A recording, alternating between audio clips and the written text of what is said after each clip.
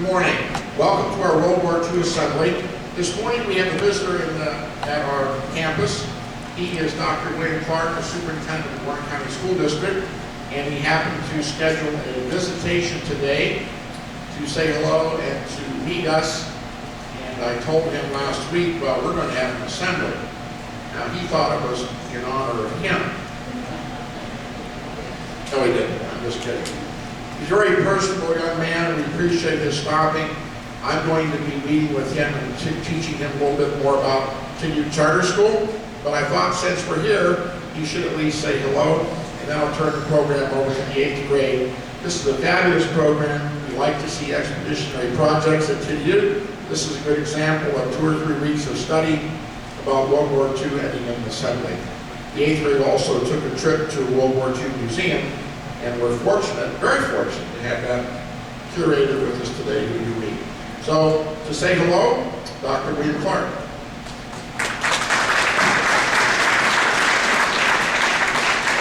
Good morning. I'm honored to be here this morning. This was an impromptu speech, but I wanted to take an opportunity to come down to the Youth Community Charter School, kind of introduce myself, get a tour of the building, and meet the staff. But I think this shows me one thing right away. The program that we have today is the dedication to the servicemen and women of our country and your community. I'm very interested to hear what the speakers have to say. I personally have an uncle who was shot down in Vietnam. He was POW, MIA. It took him 40 years to find his remains and bring him home. They excavated his site over 4 different times, found the remains, and he came home about 3 years ago. So I know the tireless dedication that these individuals give to our country. I'm thankful for that. I hope to find their speeches today informative, educational, and something you can use down the road. Thank you.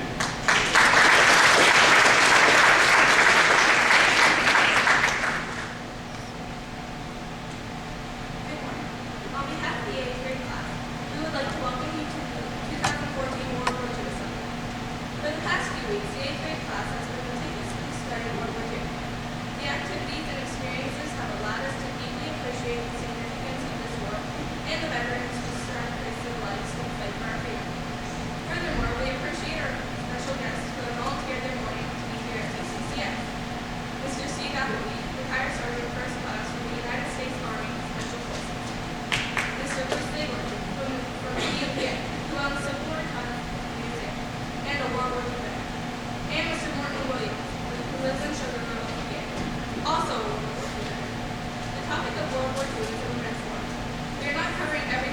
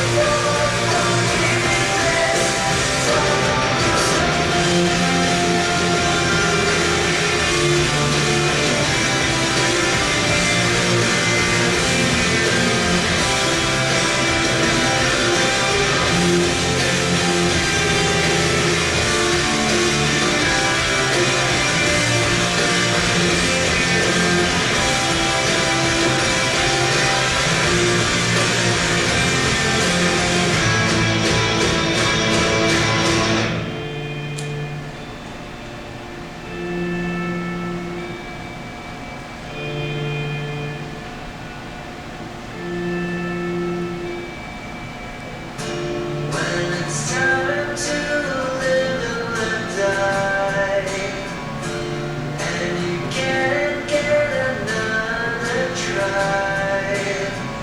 Something inside this heart has died. You're in ruins.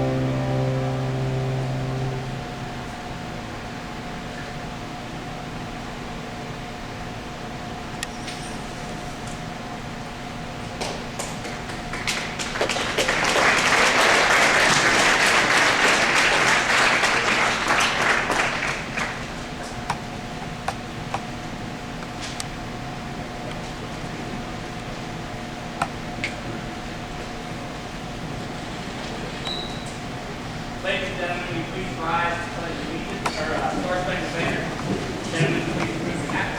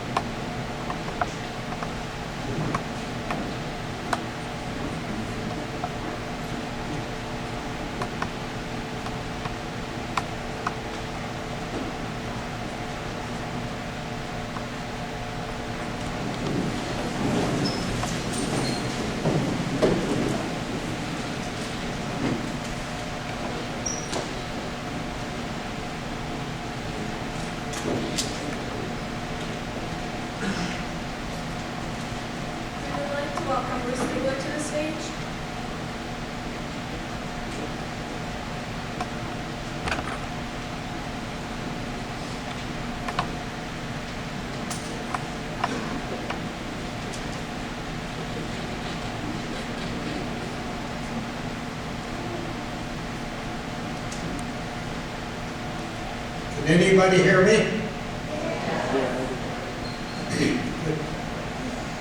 Most people excuse me, have no idea what a massive buildup it took to invade Europe in World War II. There was approximately 13 million people in the Army, Navy, Marine, Air Force, Coast Guard, Merchant Marine. And to plan an invasion, they had massive buildup of stuff. They had 1.5 million men in England. And of course, you know what 1 million is 1,000,000. So that's a lot of people. They actually had 240 million pounds of potatoes. They had 300,000 vehicles.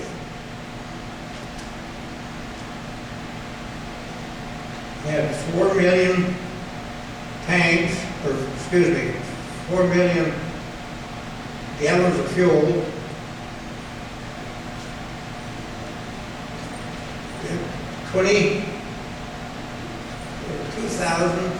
20,000 railroad cars, 18,000 locomotives.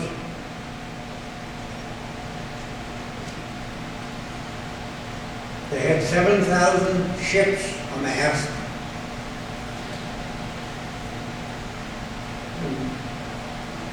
200 tanks, and 60 million K rations, which supposedly would feed the invasion for 20 days. And they expected such amount of casualties that they had 800,000 units of plasma gathered up, 500,000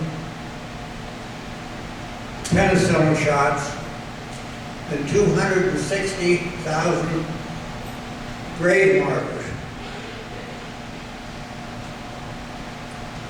The invasion was supposed to take place on June the 4th, but the weather was so bad that they postponed it one day because they had to have air support and naval gun support. And the Germans at that time had 60 divisions on the coast. And they had pillboxes made with 18 million tons of reinforcement and concrete. And I was in the 66th Infantry Division, and we were very fortunate because we didn't get committed until a little later in the war. And I was in the 262nd Infantry Regiment, and when we was going across the channel, our ship got torpedoed, and we lost about 900 out of 1,500 people. And being that that happened, we were lucky again, the survivors, because we got sent down to St. Nazaire where the submarine pens were. And when the troops had come up across France, from southern France, 285,000 Germans had pulled back into this St. Nazaire pocket. And we went down there and relieved either the 95th or the 99th, I forget which division, so they could go up to the Bulge. After all of our training, they discovered that in northern France, it wasn't normal fighting because they had what they called hedgerows. The people all lived in little villages and went out to their farms. And some of these farms and fields were like 300 or 400 years old. And these hedgerows were 2 or 3 feet thick and maybe 6 or 8 feet tall. And there was just no way to get through. But anyway, after we got into Germany, the country was more like it is right around here. We crossed the Mountain Bridge on the pontoon bridge and replaced the original one. And we ended up in a little the name of Kaisersesh. I've never been able to find it on the map, but anyway, we were up there a couple of months, and then they sent our division down to Marseille, France, to process troops for the Pacific Theater. And I volunteered to stay over in the Army occupation for 4 months and got sent to Vienna, which was a 4-power city like Berlin. And then I come home with I was in the 42nd Infantry Division there, and I come home with the 25th Division, which was a very glad sight to see. We saw the Statue of Liberty coming home. So thank you.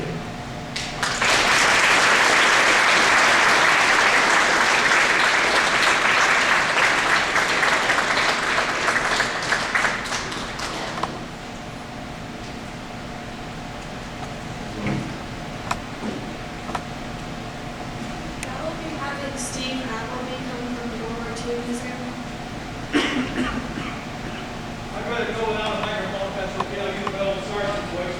Any of my 8th graders here who came visited last week? Excellent. I just want to thank you all for inviting me here. It's an honor to be on the same stage with World War II veterans. I don't know how many of you caught that part about the Leopold Bell. That was a troop ship that was sunk on Christmas Eve, 1944, in the English Channel. The water was very cold. Thousands of guys went in the water. Not very many of them came out. Ziegler was one of the fortunate survivors of that horrible night. And he lives right here today. Amazing. Absolutely amazing. They're all among us. We're losing them about 3,000 a day, according to the VA of World War II veterans. We also have Mr. Williams up here, who I just met. I hope to interview. I interviewed Mr. Ziegler a few months ago. I'd like to interview Mr. Williams as well. These guys, they're the epitome. These guys are what a hero looks like. That's a role model. Not Snoop Dogg, not the Kardashians, these guys. We talk about guys that were in tanks. We look over there at some of those pictures in this photo album. There's a Sherman tank sitting there. They say it took 5 Shermans to take out 1 Tiger. Yeah, not the best tank. But guess what? They went forward in them anyway. They fought with them, they bled with them, they died with them for us. And like I said, it's a great honor for me to be sitting next to these guys. It's incredible. Better than any book you'll ever read. There's somebody who was there when it happened. If you come to the museum, you're going to see a wide variety of artifacts. We've got a ton of stuff. Everything we have is donated. In fact, I brought the only thing we've ever bought is this brand gun. This is a British machine gun from World War II. This was at the Salamanca flea market. We went up and got a deal on it, so we bought it. This actually was made in 1943. This saw action somewhere in Europe. So we're pretty glad to have it. A lot of items we have are weaponry related, military, obviously military related. We just recently picked up a helmet, German helmet from Cherbourg Harbor, which Mr. Ziegler was at in Cherbourg in France. It was a big fort there, big base. Anybody know why it's got chicken wire on it?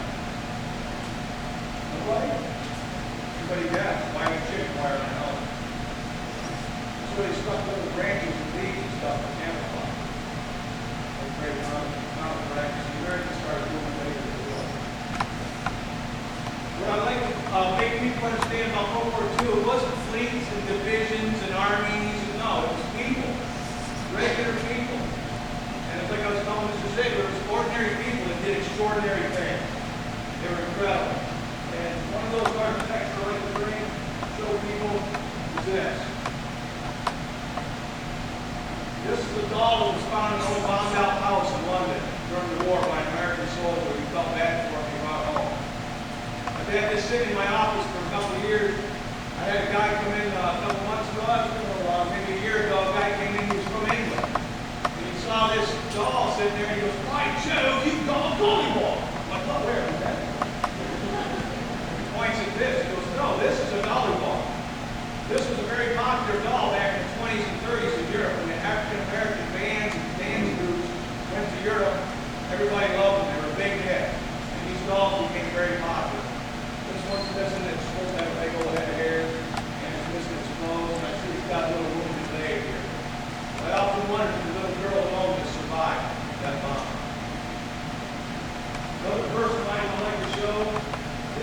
in recently in the mail from Rochester, New York, and I looked at it and said, oh, it's a German medal of some sort, maybe an Iron Cross, some kind of medal. When I opened it up, chess set. And you notice there's one pawn missing. Now I asked the lady that sent it to me, I said, where did this come from? She said, that was my uncle. He was in the Navy during World War II. He disappeared. He was never found. Never came home. And this came home in his personal effects. Well, I got on this new thing they got out called the interweb. Perhaps you've heard of it? No. You get a computer, you get on there, you capture all kinds of information, and I found it. His name was Richard Milliman. He flew a Donald Sky bomber off the USS Hornet. He went missing on 27 May 1942. Those of you who study the war will realize that's 3 days before the Battle of Midway. He disappeared. They think he had engine failure while on a reconnaissance and he vanished. Never found. I kept pecking away on that computer thing, and I found this. This is Scouting Squadron 8 on May 26, 1943. This is the day before he went missing. So one of these guys, smiling young faces, hold that chest. He never came home. But it's important for you guys to understand, these were regular people. We like to play chess. You guys like to game. The regular folks, the regular feelings, regular lives. They went off and did extraordinary things for our people, for our people. And it's very important for you to remember that and never forget. The World War TCCS was founded to honor the women in World War II. Without the women, we could not have won the war, believe it or not. We get girls come in our museum, they go, oh, war museum, it's all boy stuff. Like, no. Without the women, we could not have won World War II. When the men went off into the service, who filled their places in the factory? The women. And at that time, we didn't have very many factories, but what did we grow? And it was all women that did. 95% in our plant in Elgin, 95% women on 1,500 workers. They produced the planes, the tanks, the ships, the guns that we used to win the war. You've heard of Rosie the Riveter, right? Girl power, girls rule, boys rule, all that. That's true. Without the women, we could not have won the war. Adolf Hitler said, my women will not work in the factories. They will stay home and be good housewives. And about 1942-43, he said, we need some women in the factory. That was too late. Sorry. Our women went right in. We could not have won the war without them. That's how our museum started. Since then, since 1996 we opened, we've expanded, and our big mission really is to teach you guys about the war. As I told the group that was there last week, in a very short period of time, you guys are going to be running the country. And I like that in your program, at the bottom, at the front page left, you have our motto. Those who forget the past are condemned to repeat it. Condemned being the operative word.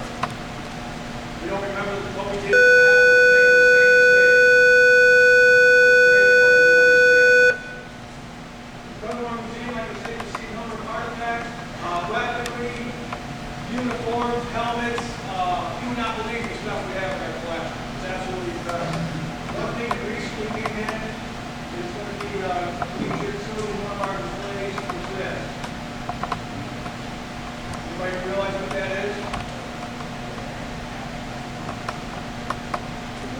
The whip. This whip came from a man who was in the 45th Division, where the guys that liberated Dachau concentration camp. He found this in the Commandant headquarters. This was a whip used during the Holocaust. We have one in our collection that was used for beating clothing. These clothing whips to beat clothes to clean them. This is not one of those whips. This is specifically made to hurt people. It just came into our collection. We're actually expanding our Holocaust collection. On our display, we're going to make a separate room for the Holocaust display. How many of you know why we fought World War II? Other than when anybody moved to the Elizabeth. Anybody? The Japan attack, that's why they attacked. Right, it's very complicated. There's a lot of political, socio-economical things that went on starting from the end of World War I. But like I tell every class that I have at the museum, it's really simple why we fought World War II.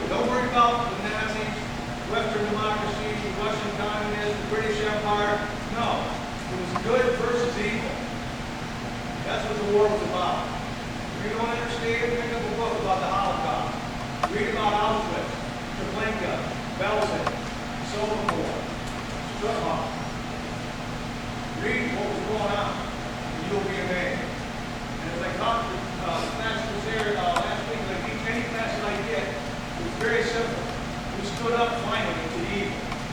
It took us a while. We didn't want to get involved after World War I, the big bloodbath. No, that's your problem. We saw Hitler rising, that's not our problem. That was actually run back. This I showed you the group last week. This is a copy of Hitler's book, Mein Kampf. Anybody ever read this book? Nobody? I suggest you get the English translation and read it. You'll be amazed. It'll give you a headache, I can assure you. It's full of hate, death, destruction, megalomania. It's insanity. Winston Churchill had this book in the 30s and stood up in Parliament in England and said, hey, this guy Hitler's nuts. You gotta stop this guy. And everybody went, oh, Hitler's Hitler, he's a goof. We can handle him. We saw what's going on in the Pacific. And I told some of the stories to the kids that were there last week, some of the horrific things that happened that the Japanese were doing in China and in the Philippines. We stuck our head in the sand. One of our biggest presidents. Let's explode from your head to the sand. But that's when the boot came in Pearl Harbor, woke us up. Thank God it did, otherwise we'd be speaking German right now. We were this close to losing the war. It wasn't for men like these. They wrote a check to their government. They wrote a check to their country. Payable with their lives to stop that evil that was going on.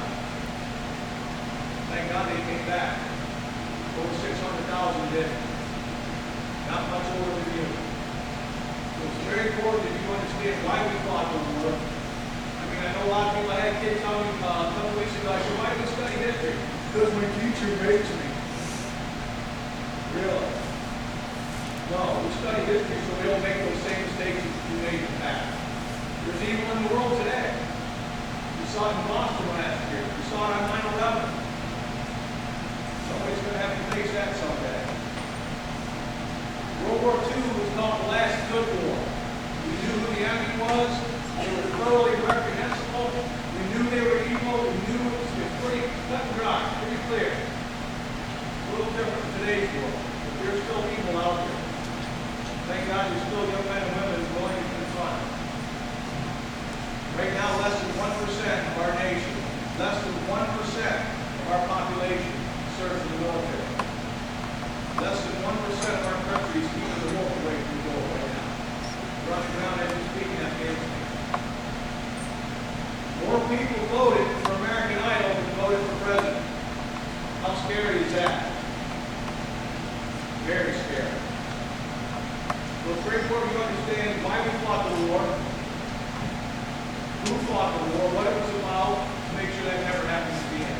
We could have stopped World War II before it even started. And we did. And it cost 60 million lives. So it's very important you guys understand that. Us old timers, like I told the group that was there last week, we're going to be sitting in our rocking chairs pretty soon, minding our own beeswax, and you guys are going to be running the country. You don't know your history? Woe be to our country. So it's very important to understand that. I invite you to please come to our museum. Like I said, you can see some amazing things. I noticed that I had this in here from my last visit. I think I showed this to you before. Anybody recognize what this is? Anybody? The ladies in the house? Yes, ma'am. You got it. Excellent. This is a very fancy drapery or curtain that was found in the Rice Chancellery in Berlin. This was one of Hitler's curtains. We've actually got two of them. These might have been the very curtains he was flying out when the Russians were going there. Who knows? But this is one of many amazing items that we have in our collection. Our mission as a museum is to preserve these items for the future, to let you guys be able to see them. And any message you need, we interview them. Mr. Sugar was kind enough a few months ago, invited me down. It was a similar time to museum. If you haven't made that go, it's amazing. And I got to interview him and got his whole story. We have pictures, we have his entire interview in a binder in our archive. We have about 4,000 of those stories. How many of you have World War II relatives in your family? How many of you know where that relative was and what he did? If you don't, you need to find out. If you need help finding out, I'm your man. I can help you with that. I'm learning this interweb thing now, and I'm able to do this research.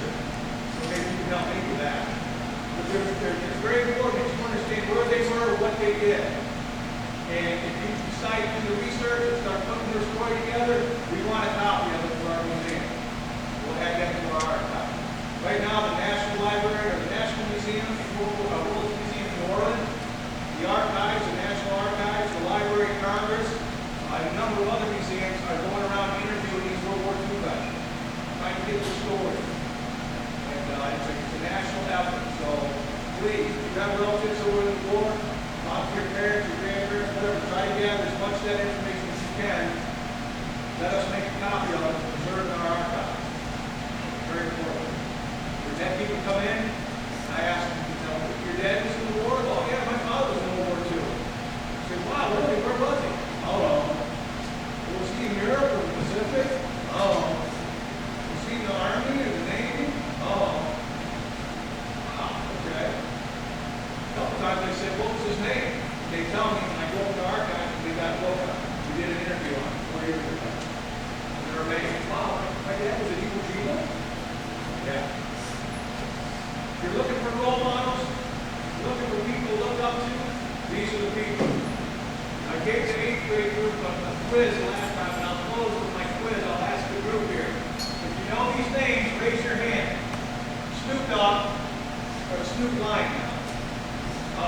Kardashian, Lindsay Lohan, Snooki, Lady Gaga, Jason Dunham, Bonnie Murphy. People know Bonnie Murphy? Robert Taylor. No, they're not football players. They're not hockey players, they're rappers. Medal of Honor recipient. We have kids in our schools today that know all the words to all Snooki songs, the Lady Gaga song, but they don't know anything about our soldiers or our true heroes. And it's a shame. It really is. Where I'm at in Eldred, we're 20 miles from Silent, New York, where Jason Dunham was from. Jason Dunham was a young Marine in 2006. He was at a checkpoint in Iraq.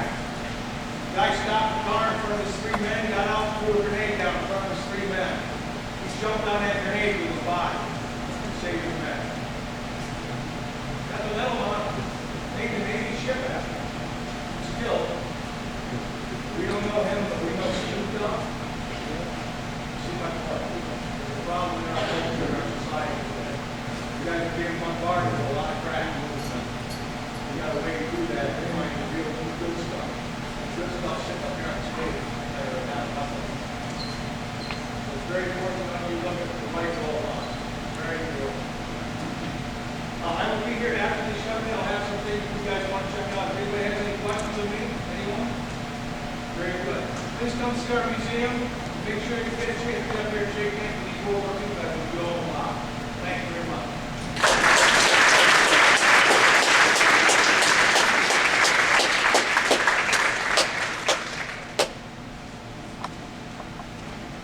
To invite Morton Williams for some question and answer.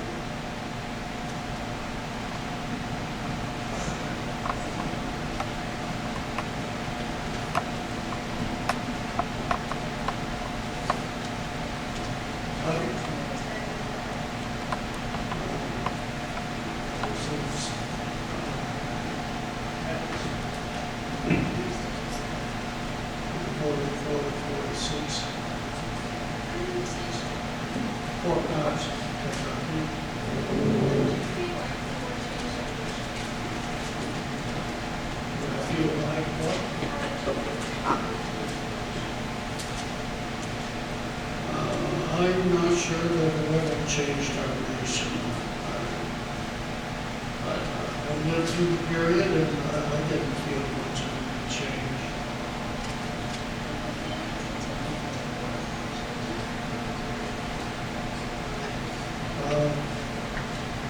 My attitude has changed somewhat regarding a lot of things I've witnessed in our population in the last 30, 40 years, but I have no.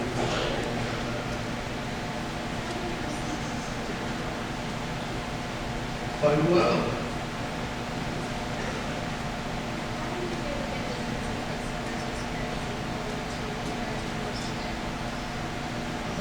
I think that we're beginning to recognize these young men and come back very well.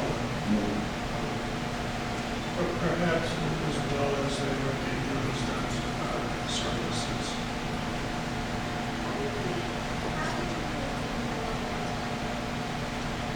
Like that, or,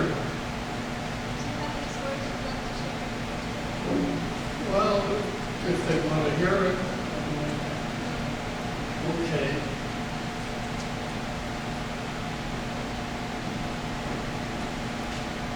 After Steve Appleby, who seems to be aware of what's going on, I haven't much to say, but I can give you information on my experience in the Army. After I was drafted, I was stationed in Fort Knox, Kentucky in the Armored Command, where the Armored Command are headquarters of the tanks, and armor was established. It's been moved since then, but I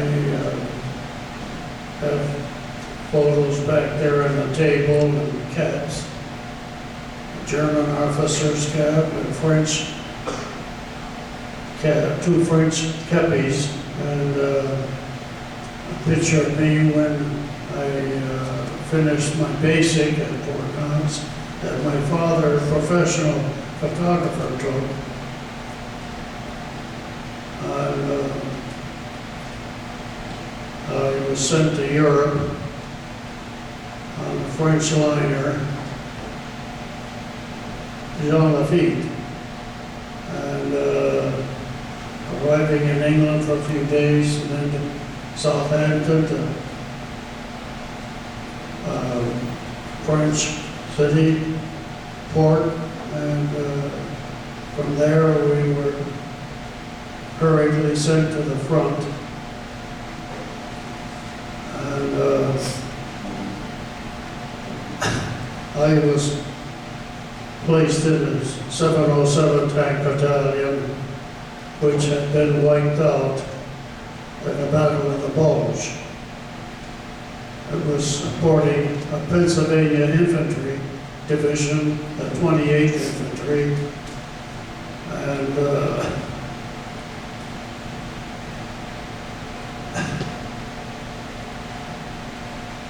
there had many things I could say, but from there we were sent to Epernay, France, to rebuild the battalion. And after we built it, the war was had entered the spring of 1945, and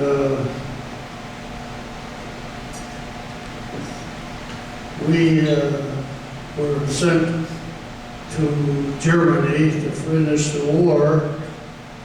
And we reached the Rhine River, and they graded the bank down to a pontoon bridge. And as it happens, our tank was the first tank, the Sherman tank, to be required to cross that bridge. Well, I wasn't feeling very happy about that, but we made it. And every tank in our battalion made it, and we continued fighting across central Germany till the end of the war. I saw men killed and the enemy killed, but I became much of a sightseer over there, because it was a new country, much like France and England. I thought I'd get as much experience as I could. And when the war ended, I was astounded by the silence. Preceding the day before the end of the war, it was artillery